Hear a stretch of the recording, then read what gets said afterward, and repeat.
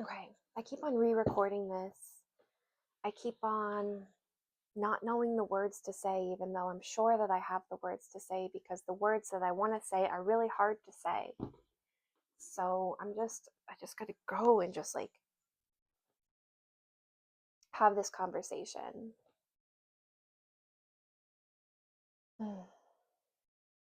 18 months ago, my children's father was charged with lewd and lascivious conduct with a minor.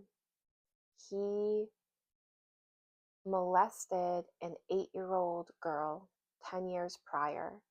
And in 2024, he was charged with lewd and lascivious conduct with a minor based around this incident of him touching this 8-year-old who was now, at that point, she was 18 and she was coming forward and pressing charges.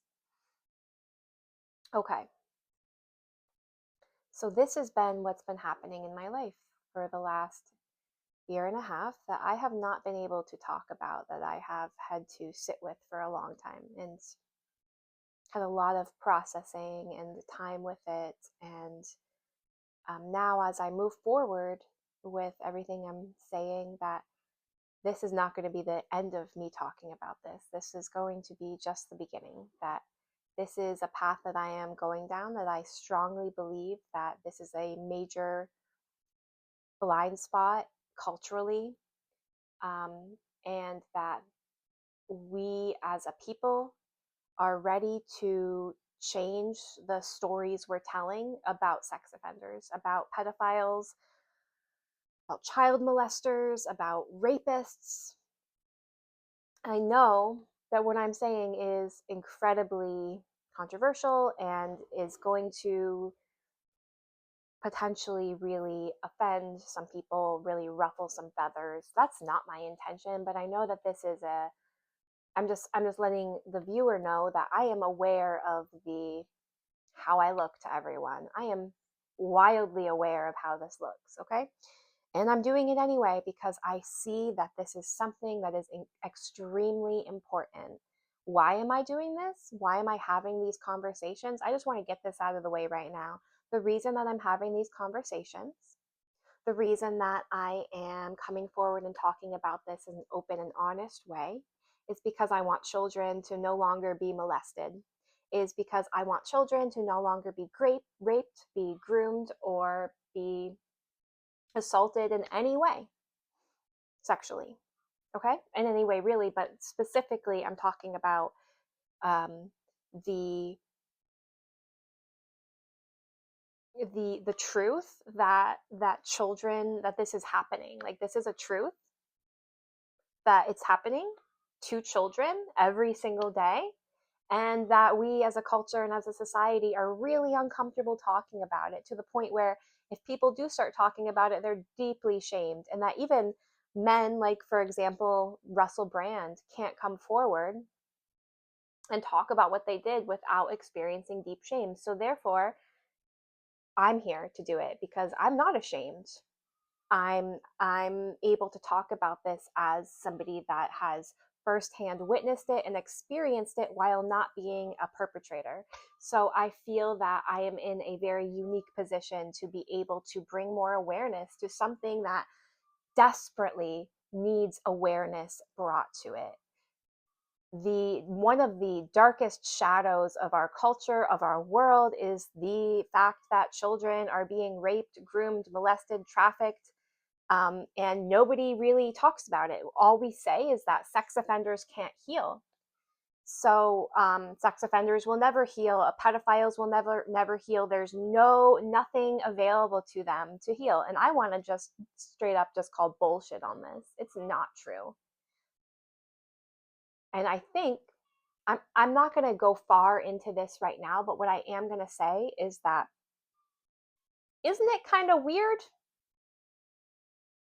that we're told that sex offenders, that pedophiles can't heal? Isn't it a little bit weird? Isn't it a little bit strange? Because the truth is that they can. The truth is that when we look at the different components, and a person is actually helped, assisted with their trauma, that they can heal, and that people that perpetuate these crimes, that commit these crimes, the pedophiles, the rapists, they are also acting out from a place of being traumatized. And on top of that trauma, there is a very strong genetic component that comes into play. Okay, so again, I know that I'm making these really wild statements. I'm saying some things that people are going to be like, where are you coming from with this? So I'm just going to dive into talking about my children's father's experience a little bit. Like I'm going to tell the parts that I feel are helpful. When I met, I did a video about this, so I encourage anybody to look at this video that I posted in December that talks a little bit about the beginning of our relationship and the things that I went through in the relationship with this man that came from a third party. So when I entered into this relationship with this man in 2017, I right away knew that something wasn't right with the way that his current girlfriend, his girlfriend that he left me for, treated him. It was an immediate red flag to me. It was an immediate, I had the immediate awareness that something wasn't right. It took me a very long time to actually process the reality of what wasn't right, but I knew right away that something was very off in the way that this woman treated this man. Okay? This man, my children's father, never really said anything to me about her. He never said she abused me. Um, he never said anything about abuse.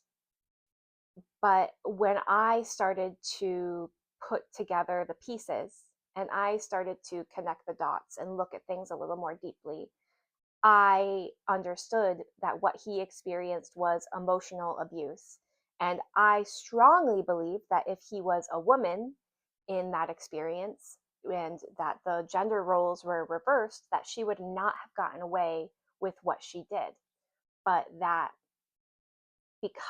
or that it would have been easier for him to get help. But because she was so covert in her abuse that it went unnoticed even by him. But I noticed it. And I'm going to talk about it. And I want to say something right now. I am not at any point in time going to say that anything that he did is justified because of his experience with this woman. I'm not justifying it. I'm not saying this is what he did is okay because this woman abused him. No, I'm saying that there are many components, there are many things that come into play that are connected to this bigger picture. And we can't just look at one part and not look at the other part. They're all connected. So what I see and what I understood after dealing with this woman for the whole entire time I was in a relationship with him, he also shared a young child with this woman. So when they separated, the child was 1. And so we had a continual relationship with this woman. And I actually developed complex post-traumatic stress disorder from having to interact with this woman, and I didn't even know that I was experiencing it. It was so traumatic for me and my body, and I'm talking about on a nervous system level. I'm not even saying anything else. Like, I'm not going to talk about specifics. I'm not going to say what she did. I'm not going to point fingers. I'm just going to say that my experience with this woman was incredibly traumatic. And that was she's like, as a third, I wasn't in a relationship with her. She was just abusing me through her child for 8 years, as long as she could, as long as she had access to me. She no longer has access to me. I've cut off that access. But this is what I experienced, okay, through this woman, this really intense, covert abuse that went on and on and on.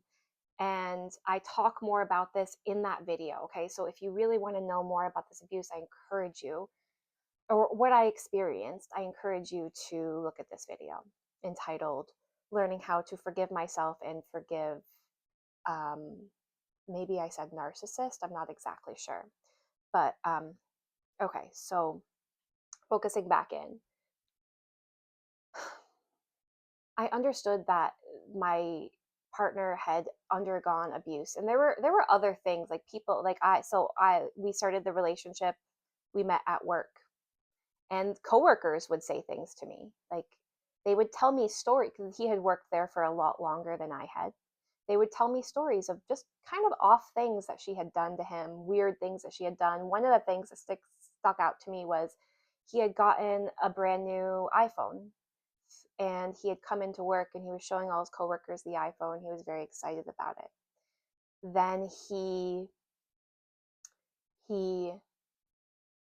came back a couple days later, and the phone, he had an old phone. He wasn't using the new iPhone, and the coworker said, she, and this again, this story was told from my coworker. It was not told by him.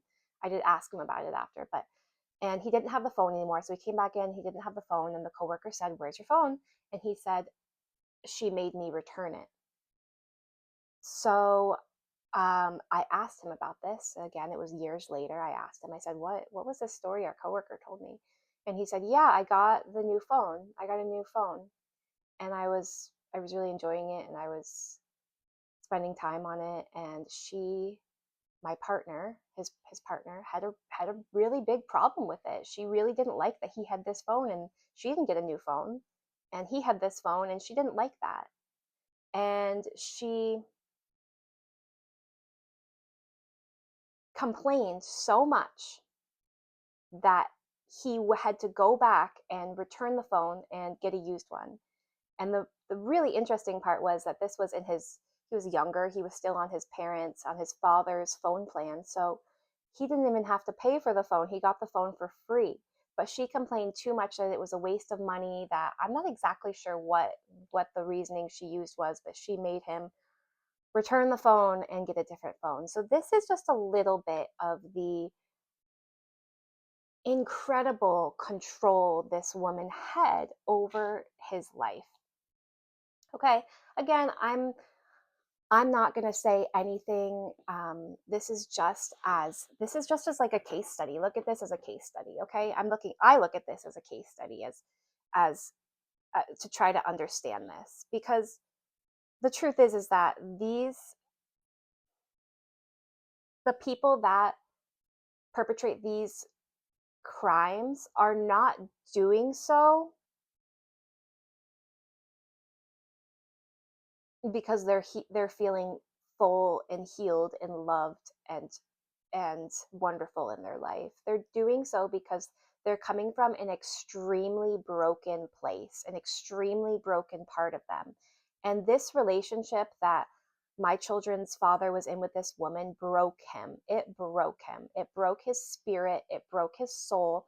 And anybody that knew him during that time, people have said to me, family members, friends of his, that they knew something wasn't right. They knew he was going through something hard. They knew something was off about this woman in this relationship with this woman. And a lot of people knew that it was her. They knew that there was something off with her. Okay.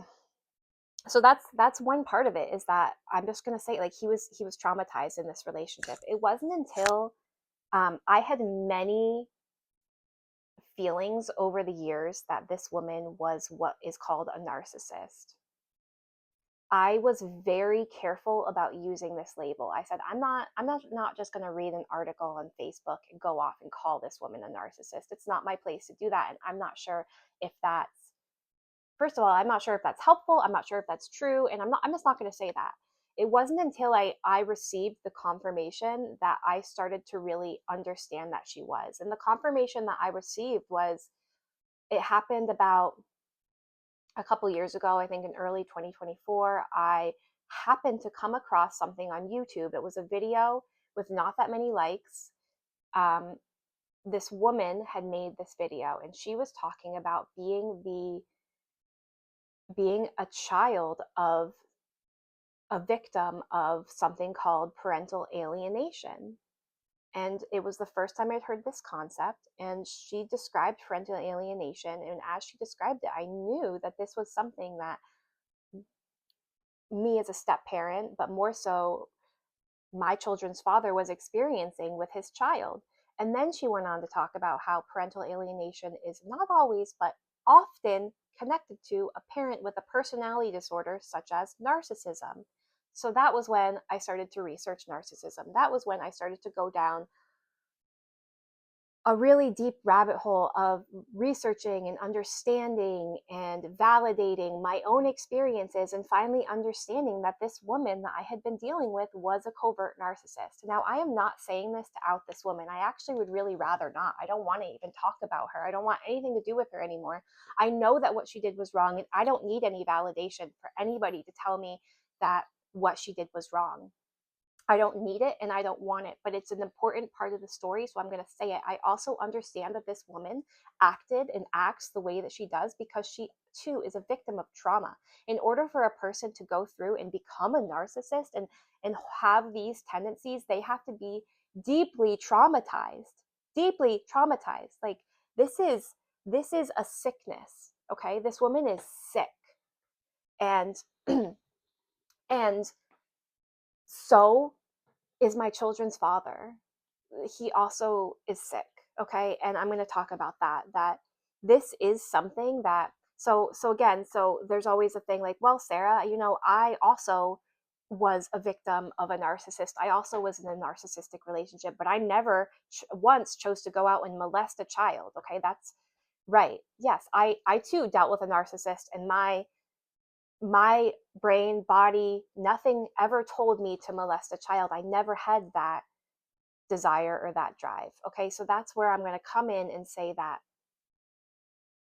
there is a strong genetic component to this, which is why people like you and maybe like us, presumably, maybe not, but a lot of us, we never have that feeling. We don't ever have the drive to go and inappropriately touch a child. It never ever occurs to us.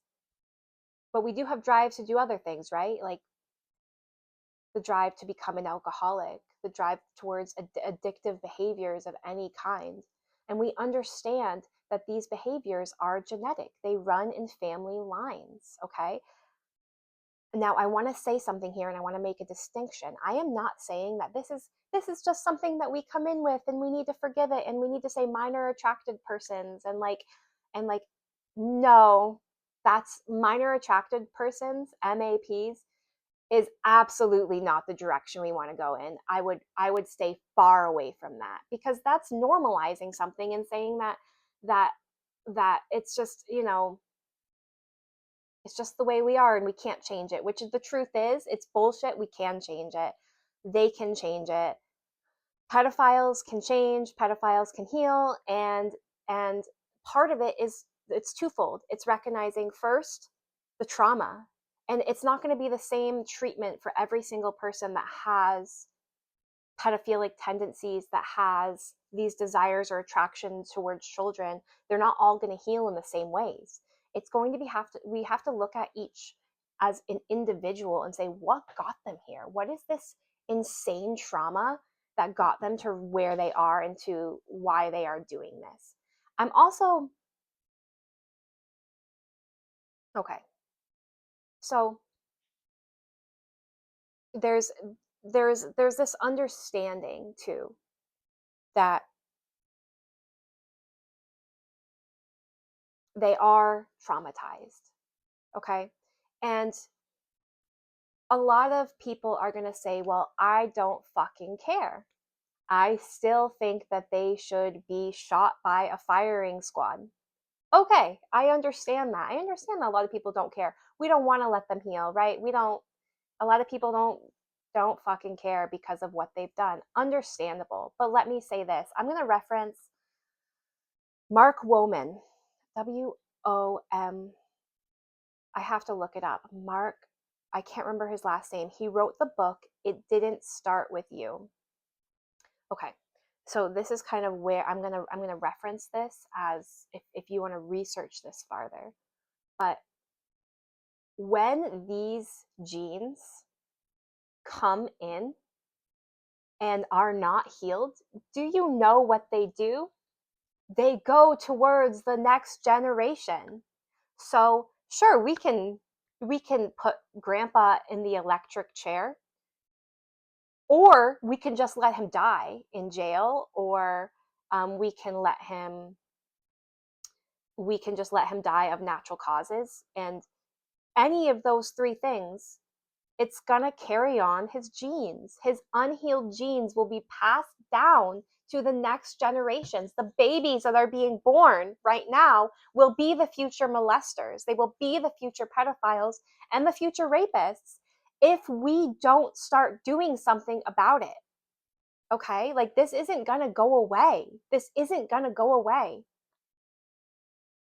Children will continue to be molested unless we do something as a culture. It is fucking time to do something for the children, okay? I get it. We're mad. People are mad. It's horrifying and shocking and scary to think that something sexual can happen to your children, to your child, when you're not around.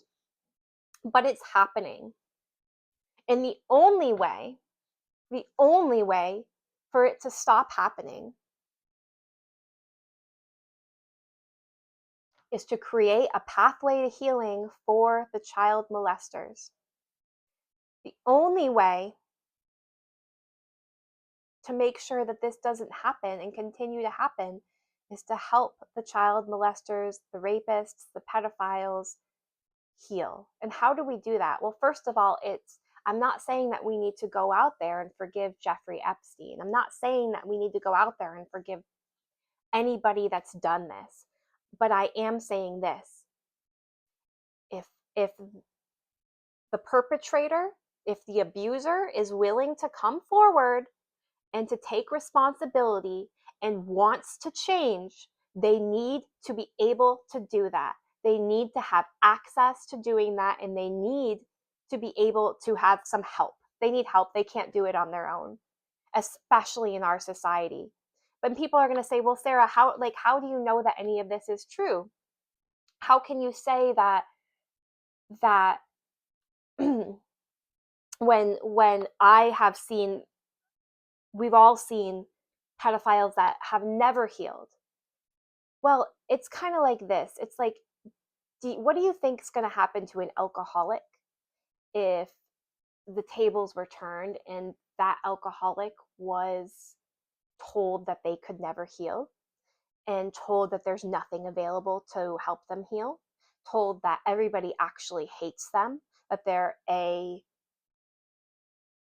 terrible, horrible, disgusting human being for what they've done, and that nobody gives a fuck about them anymore, and that they might as well die? What do you think? What would happen to alcoholics? Like, let's just think about that. I think that they would never heal. I think that there would be that it would be an epidemic of alcoholics in our society. Okay? I know that this is controversial. Oh, I know it is, but I've got to say it. I've got to be real about this, because nobody else is being real about this. And maybe it's just a massive blind spot, but somebody has to talk about this. Okay? Sex offenders can heal. Child rapists can heal. Pedophiles can heal. They need access to healing. They need people to believe in them. They need people to start to look at them a little bit differently.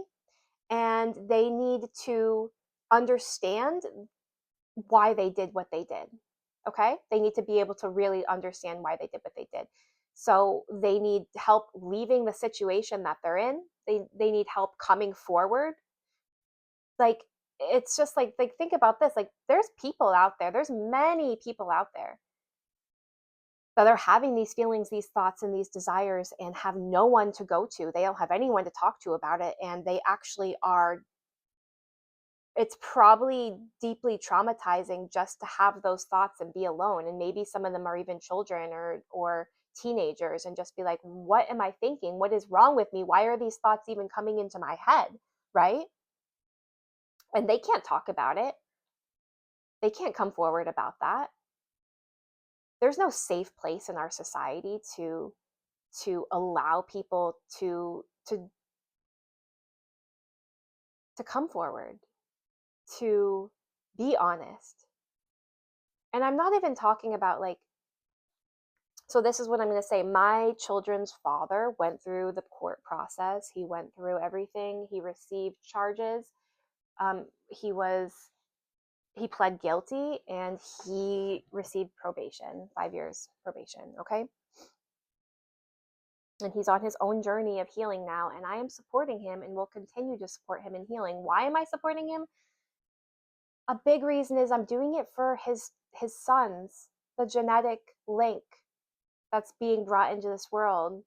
They are just like any other child of a pedophile, a rapist, child molester. I'm saying all these things because pedophilia is, even though pedophilia, the word pedophile, is used very freely, it has very specific meanings, and not all child abusers, child molesters are pedophiles. Okay, so we also have to start to understand that.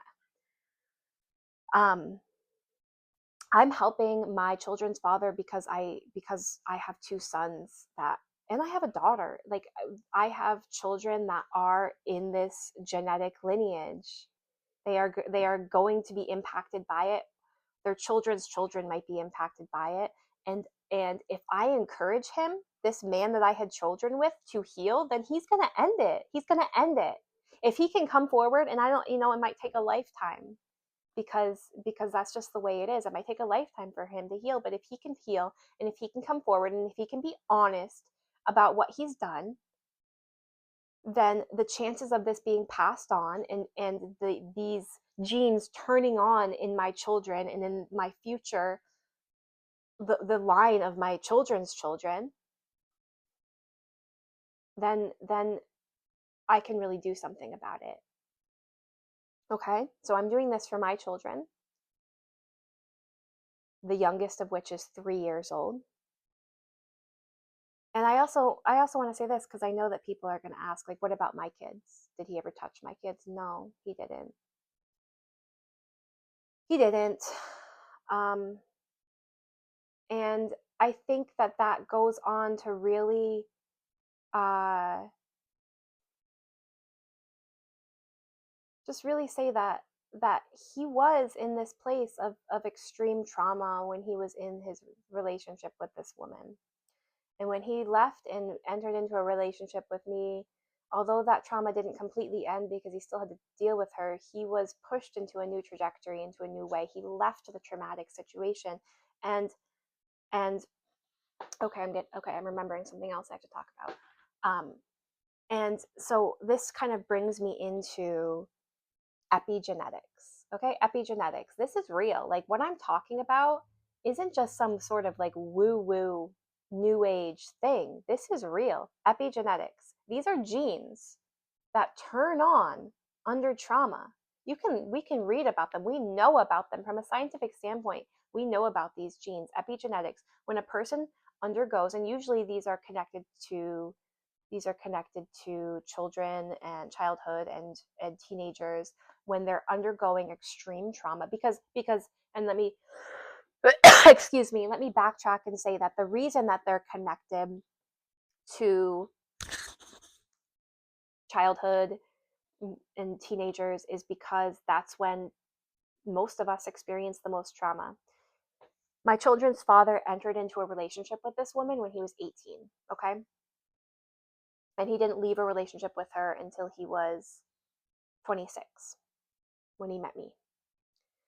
Um, Epigenetics, there's literal genes that activate under trauma, under stress. These are genes in our bodies that turn on under trauma. So that's why it's like people would say, I would never do that. I would never molest a child, because you're not genetically predisposed to it. That's why they're doing it. They're molesting children. They're raping children and grooming children because they're genetically predisposed to it, okay? And because they're traumatized. There's also, I'm just going to say this too. I'm going to say this too. I know that there is a massive, mega spectrum of these people, of these offenders. And that at one end of it is the Jeffrey Epsteins of the world. Those are the, and when I say that, I mean those are the people that are not ashamed of what they're doing, that are feeling like like this is okay, this is allowed, this is acceptable. They've justified it to some degree within themselves. They're living that. These are the people that are really going about and exchanging material online, that are really living in this darkness, living in this extremely corrupt world. They're still victims of their own genetics.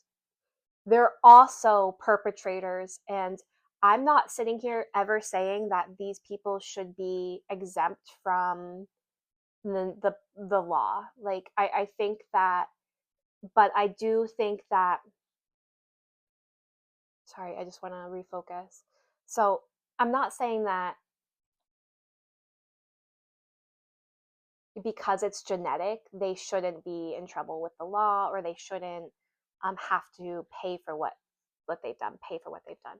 But I do want to say that who like yes, it's maybe helpful for the victims to have that, but I think that at the end of the day, the most helpful and healing thing for anybody is that these people come forward, take responsibility, accept what they've done, be real about what they've done, and that they start to have access to healing.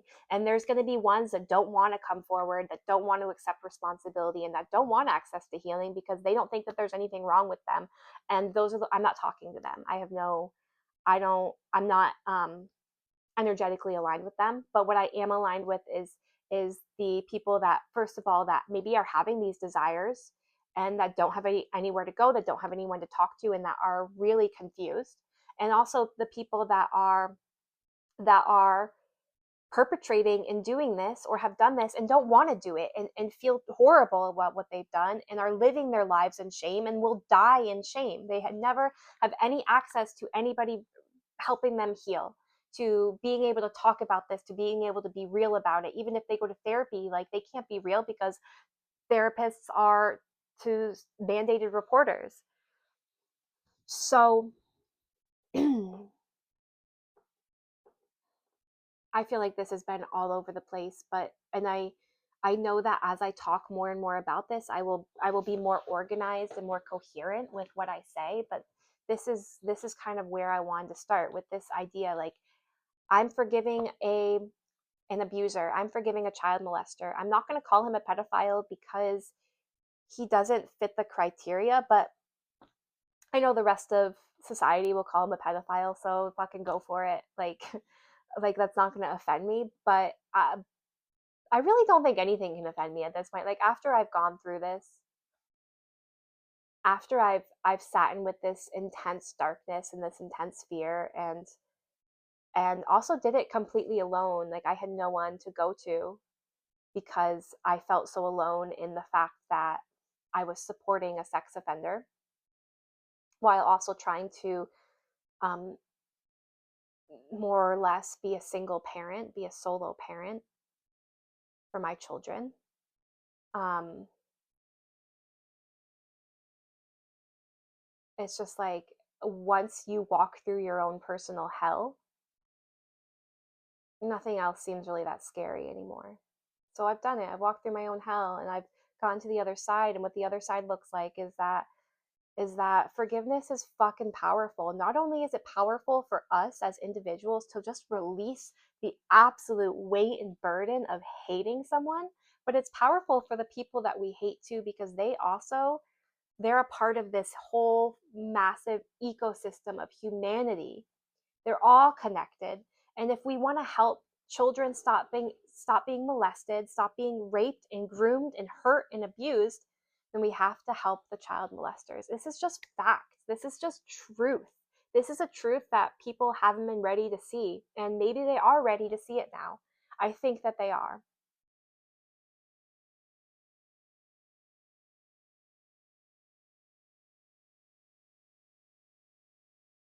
So I'll end this at that.